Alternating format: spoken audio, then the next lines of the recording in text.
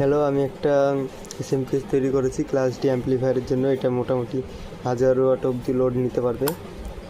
এই দুটো হচ্ছে এসি লাইন, এটা হচ্ছে নেগেটিভ গ্রাউন্ড, এই দুটো হচ্ছে মাইনাস, এটা গ্রাউন্ড, আর এটা হচ্ছে পজিটিভ। এই দিকটা এই পজিশনটা হচ্ছে ডিসি, এই তিনটে তার হচ্ছে এসি। এটা আমি ভোল্টেজটা আমি মেপে দেখাচ্ছি। এটা 50 ভোল্ট দেয়।